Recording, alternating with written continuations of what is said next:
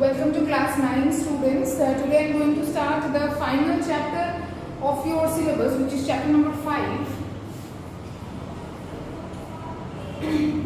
Environment and its resources.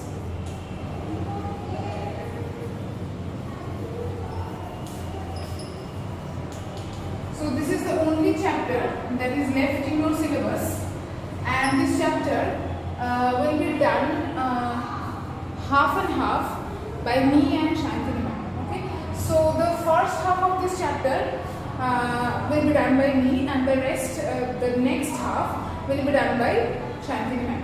So let's start with the chapter Environment and its resources. Under this, first we are going to talk about ecology. So what is ecology? Ecology is basically a branch of biology, and it deals with the interrelationship between biotic and abiotic factors. Now, what are the biotic factors? Living organisms like plants, animals, microorganisms, and the abiotic factors are sunlight, temperature, pressure, wind, humidity. All these fall under the abiotic factors. So the interrelationship between the two falls under this branch of biology known as ecology. Clear? Now let's start with the chapter. First paragraph says, environment is the sum total of all biotic and abiotic factors that surround and practically influence an organism. So every organism is influenced by the biotic means the biotic organisms. Every living organism, the biotic factors are influenced by the abiotic factors. Means how we live our life depends on the weather, temperature, pressure, humidity of the place that we live in, or also known as the habitat. Okay. The organisms can survive only in appropriate environments. Now, if we living in a tropical country, if we are just asked to immediately move to a polar country, polar region, and settle there, will it be possible for us? Will we be able to survive in a polar region? Suppose Antarctica. If I am asked to go there within 5 days, will I be able to survive there? I would need to do a lot of adaptations to be able to survive there. Okay. They interact with each other and are influenced by all the environmental factors. The different components of the environments are interlinked and interdependent. So all the components of the environment are interlinked and interdependent.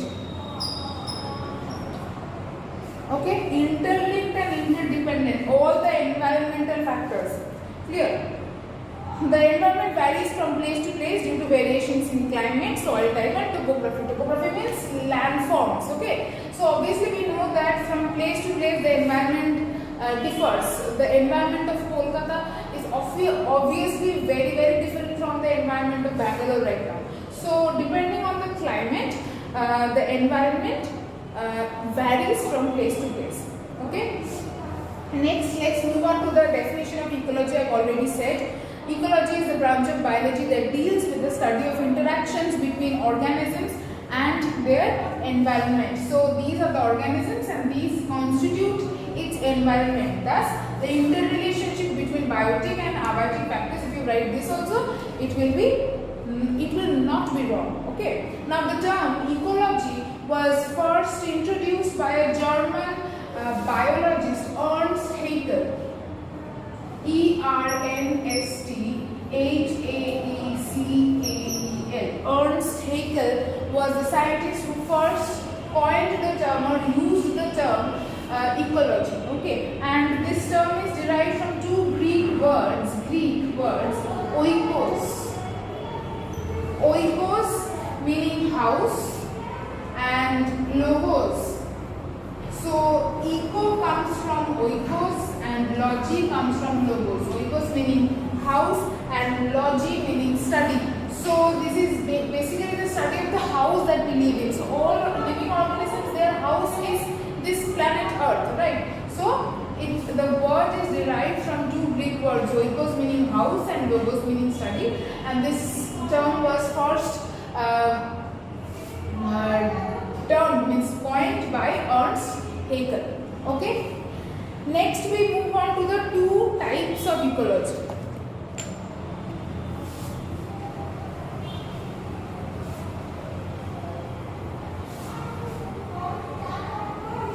Now there are two categories under ecology. What are they?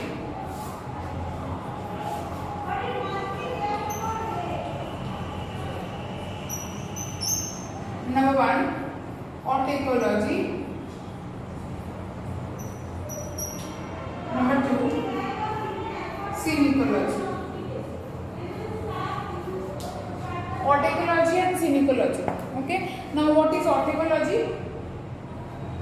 It is one of the branches of ecology which refers to the study of relationships between individual organism and the environment. So here only one organism, any living organism, now that should be any one living organism, and its relationship with the environment is considered under autoecology.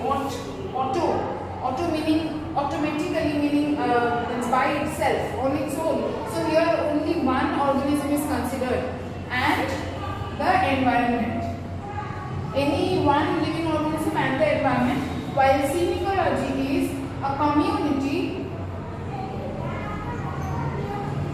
plus the environment. That means the study of the relationship of a particular community with the environment. Okay, so let's go through the definitions from the book.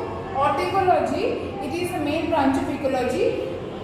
It refers to the study of relationships between individual plants and environment. Here individual plants is wrong, cut out plants and write individual organism. So we are not only talking about plants or only about animals, we are talking about any living organism. So cut out plants and write individual organism and the environment. And number two, synecology, the definition says it is also a main branch of ecology. It refers to the study of relationships between the communities and the environment. So community and the environment. Okay. It means study of the structure, nature, organization and development of plant communities. Clear? Okay, so these the types of ecology we have done. I will continue with the concept of ecological levels. Then you will get to know how this whole system of ecology is divided, means how it is categorized. Just